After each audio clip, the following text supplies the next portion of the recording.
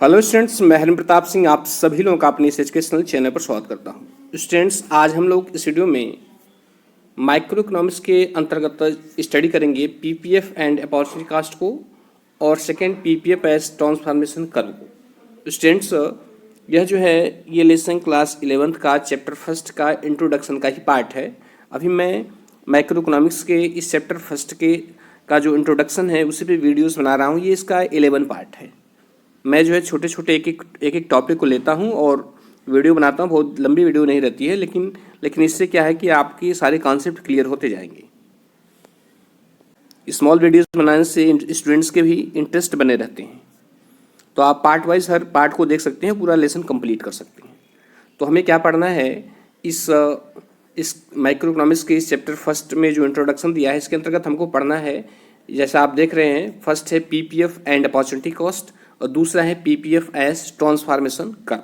तो आइए हम लोग बारी बारी से दोनों को समझने का प्रयास करते हैं।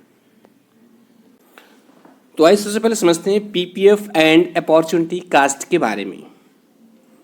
और एक चीज़ मैं कहना चाहता हूँ स्टूडेंट्स, यदि आप डायरेक्ट इस वीडियो को देख रहे हैं तो आपको नहीं समझ में आएगा। जब तक आप सारे वीडियोस जो है शुरू से नहीं देखेंगे तब तक आपको समझ में नहीं आएगा, क्योंकि पीपीएफ और अपॉर्चुनिटी कास्ट के रिलेशन को समझने के लिए आपको पहले पीपीएफ को समझना होगा और अपॉर्चुनिटी कास्ट को समझना होगा, जिसका वीडियो मैं ऑलरेडी अपलोड कर चुका हूँ। तो आइए हम लोग समझते हैं। देखिए students, if all the resources of the economy are fully and efficiently utilised, then more of one good can be produced only by taking resources away from the production of another good। कहने का तात्पर्य ये है कि जैसा आप जानते हैं कि जो रिसोर्सेज होते हैं वो लिमिटेड होते हैं। हमारे पास जो रिसोर्सेज होते हैं वो लिमिटेड होते हैं, और यदि हम किसी वस्तु का उत्पादन कर रहे हैं, हर वस्तु के उत्पादन में रिसोर्सेज लगे हुए हैं, तो हमें यदि किसी वस्तु के उत्पादन को बढ़ाना होगा तो निश्चित रूप से हमें रिसोर्सेज जो दूसरी वस्तु की प्रोडक्शन में लगे हुए हैं वहाँ से हटा करके हमको जिस वस्तु का प्रोडक्शन बढ़ाना चाहते हैं उधर लगाना पड़ेगा। तो अब यदि हम ऐसा करते हैं तब क्या होगा कि जिस वस्तु की प्रोडक्शन में वह रिसोर्सेज लगे हुए हैं, यदि हम उनको हटाकर दूसरे वस्तु की प्रोडक्शन में लगाते हैं तो निश्चित रूप से जो है उस पहले वस्तु का जो प्रोडक्शन है वो कम हो जाएगा। और प्रोडक्शन की यही कमी क्या है, यही अपॉर्चुनिटी कॉस्ट है। मैं दूसरा एग्जांपल देके समझाता हूँ। जैसे कि मान लीजिए आप 5 पेन और 6 पेंसिल का प्रोडक्शन कर रहे हैं। एक मान लेते हैं हम 5 पेन और 6 पेंसिल का प्रोडक्शन आप कर रहे हैं। अब आप जो है पेन की 1 यूनिट को बढ़ाना चाहते हैं। आप चाह रहे हैं कि 5 से हमारी जो प्रोडक्शन है 5 जो पेन बना रहे हैं उससे हम 6 पेन बनाएं।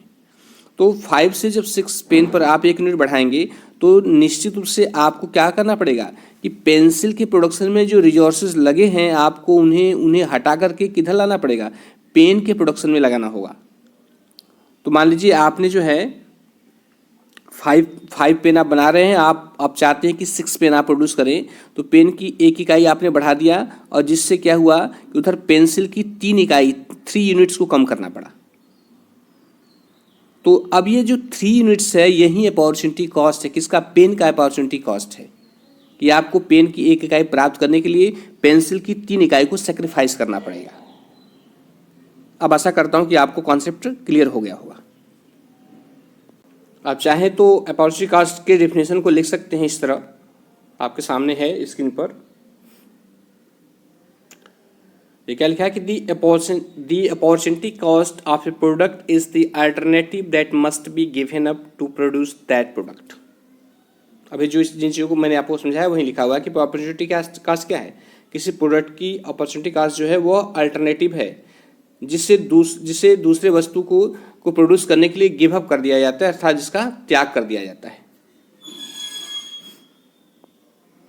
या दूसरे शब्दों में हम इसको इस तरह भी बोल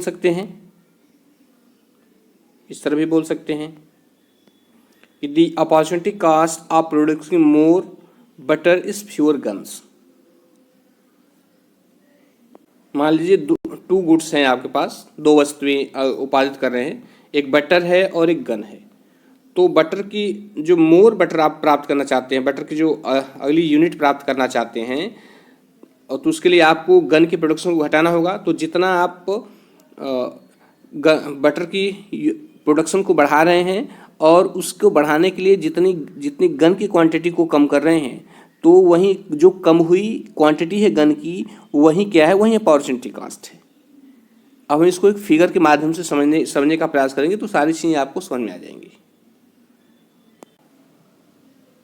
देखिए फिगर है आपके सामने। अब देखिए OI एक्सिस पर गन्स लिखा है, गन्स इन यूनिट। यहाँ गन्स का प्रोडक्शन हो रहा है यूनिट में, और इधर जो है बटर को दिया गया है, बटर का प्रोडक्शन हो रहा है यूनिट में। ठीक, अब हम अगर इसको समझे, जैसे यहाँ पर अगर इस पॉइंट पे देखें तो 1 यूनिट बटर का प्रोडक्शन हो रहा है, तो गन का प्रोडक्शन कितना हो रहा है, 21 यूनिट हो रहा है। उसी तरह यदि हम 2 यूनिट बटर का प्रोडक्शन कर रहे हैं, अगर 1 यूनिट बढ़ा रहे हैं तो हमको घटाना पड़ेगा, 21 से घटा करके 18 पे आना पड़ेगा। अगर हम 2 यूनिट बटर की को प्रोड्यूस कर रहे हैं तो गन कितने प्रोड्यूस कर रहे हैं, 18 यूनिट।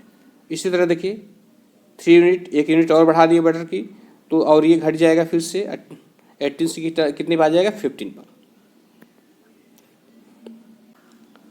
अब ये मेन पॉइंट को समझते हैं। अब यहाँ पर ज़्यादा ध्यान दीजिएगा, यहाँ पर दर्शाया गया है, यहाँ पर 11 यूनिट प्रोडक्शन हो रहा है गन का, ठीक है। और जब 11 यूनिट गन का प्रोडक्शन हो रहा है तो बटर का प्रोडक्शन कितना हो रहा है, 4 यूनिट हो रहा है, जैसा आप देख रहे हैं फिगर में। अब जो है आगे देखिए, बटर की 1 यूनिट को बढ़ाया जा रहा है, प्रोडक्शन और प्राप्त कर लिया जाए, 4 से 5 यूनिट प्राप्त कर लिया जाए। तो अब देखिए यहाँ पर जो 11 यूनिट गन प्रोड्यूस हो रही है, अब इसको घटाना पड़ेगा, इसके प्रोडक्शन को। तो कितने पर आ गया, वो 6 पर आ गया।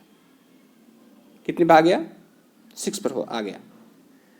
इसका मतलब क्या हुआ कि बटर की 1 यूनिट को और अधिक प्रोड्यूस करने के लिए हमें गन की 5 यूनिट को क्या करना पड़ेगा, कम करना पड़ेगा। और यही गन की 5 यूनिट क्या है, अपॉर्चुनिटी कास्ट है किसी बटर की।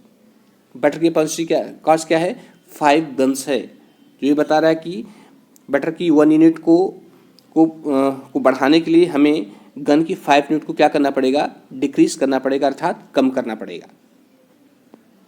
तो यही बात हम इस डिफिनेशन में आपको समझा रहे हैं। क्या कर रहे हैं, the opportunity cost of producing more butter is fewer guns. कह रहा है कि अधिक बटर को प्रोड्यूस करने का जो अपॉर्चुनिटी कास्ट है वो क्या है, फ्यूअर गन्स, मतलब जितनी गन कम हो रही है। तो स्टूडेंट्स आशा करता हूँ कि आपको कंप्लीटली समझ में आ गया होगा। आइए दूसरा पॉइंट समझते हैं कि PPF as transformation curve. PPF को ट्रांसफॉर्मेशन कर्व कहा जाता है। क्यों कहा जाता है, इसको भी समझने का प्रयास करते हैं। यहाँ पर हमने नीचे लिखा हुआ है कि slope of PPF indicates the ease और difficulty in transforming one good into another. जो स्लोप, जो पीपीएफ का जो स्लोप होता है वो ईज या डिफिकल्टी को इंडिकेट करता है कब, जब हम किसी एक गुड से दूसरे गुड पर ट्रांसफ़र होते हैं। इसका मतलब जब एक गुड से दूसरे गुड को बढ़ाना चाहते हैं तब जो है तब हमें ईज और डिफिकल्टी को फेस करना पड़ता है। आइए हम इसको फिगर के माध्यम से समझते हैं तो आसानी समझ में आ जाएगा। देखिए अभी हमने क्या पढ़ा था, हमने पढ़ा था कि slope of PPF indicates the ease और difficulty in transforming one good into another. अब इसे देखिए, ये जो सामने एग्जाम्पल दिया गया है, ये फिगर दिया गया है, इसमें कह रहा है कि when we move down the curve, जो हम नीचे की तरफ मूव करते, कर्व के नीचे की तरफ मूव करते हैं, यहाँ से ना, ए से बी, बी से सी, सी से डी, डी से ई, जब नीचे की तरफ मूव करते हैं तो we transform guns into butter. तो हम क्या करते हैं, गन्स को बटर में ट्रांसफार्म कर देते हैं, अर्थात हमें गन की जो प्रोडक्शन है उसकी यूनिट को डिक्रीज करना पड़ता है और बटर की यूनिट को बढ़ाना पड़ता है। And when we move up we transform butter to guns. और जब हम ऊपर की तरफ मूव करते हैं, जैसे जी है, ई है, एफ है, ई है, डी है, सी है, बी है, जब हम इधर की तरफ मूव करते हैं तब क्या होता है, we transform butter into gun. तो हम बटर को गन में ट्रांसफार्म करते हैं, अर्थात बटर की जो प्रोडक्शन ऑफ यूनिट है उसको डिक्रीज करते हैं और गन्स की प्रोडक्शन ऑफ यूनिट को क्या करते हैं, इंक्रीज करते हैं। इसलिए इसको क्या बोलते हैं, ट्रांसफार्मेशन कर्व भी बोलते हैं। PPF as a transformation curve भी बोला जाता है, इसीलिए कि जब ऊपर से नीचे की तरफ आएंगे या नीचे से ऊपर की तरफ जाएंगे तो हम वन गुड से दूसरे गुड्स में क्या करते हैं, वन गुड को दूसरे गुड में क्या करते हैं, ट्रांसफार्म करते जाते हैं, इसलिए इसको ट्रांसफार्मेशन कर्व बोलते हैं। तो स्टूडेंट्स, ये छोटा से 2 पॉइंट रहे और मैंने आपको अच्छी तरह से समझाने का प्रयास किया है और आशा करता हूँ कि आपको समझ भी आया होगा। और इसके जितने भी पॉइंट्स हैं उसको बहुत एलोबरेटली, मैं किसी भी पॉइंट को छोड़ूंगा नहीं इस लेसन के, एक एक पॉइंट को मैं कवर करता जाऊंगा, इसलिए ताकि जब आप जो है अपने एकेडमिक को पास करके जब किसी कंपटीशन एग्ज़ाम में आप बैठें तो आप उसको ईजिली क्वालिफाई कर दें, क्योंकि कॉन्सेप्ट का क्लियर होना बहुत जरूरी। पढ़ना जरूरी नहीं है, पढ़ना तो जरूरी है ही, मतलब कहने का तात्पर्य कि उसका कॉन्सेप्ट क्लियर होना जरूरी है। तो स्टूडेंट्स, वीडियो देखने के लिए एक बार मैं फिर से आपको धन्यवाद देता हूं और अपने कमेंट्स जरूर दीजिएगा कि आपका एक्सपीरियंस कैसा रहा और एक ट्रू फीडबैक दीजिएगा, चाहे अच्छा हो या चाहे ख़राब हो। Thank you.